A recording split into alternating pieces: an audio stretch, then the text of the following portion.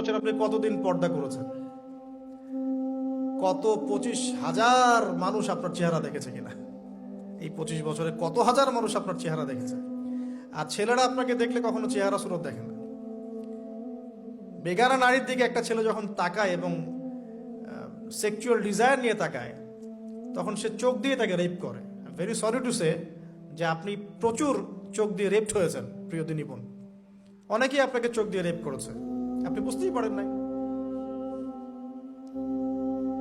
এই 25 ইয়ার্স আমরা অনেক কিছুই করেছি, অনেক কিছু করি নাই।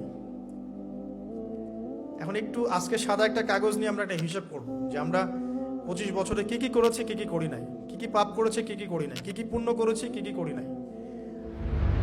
আমি আগে মনে করতাম যে একটা খালেস তওবা ইনশাআল্লাহ আল্লাহ পাক সব মাফ করে দিবেন।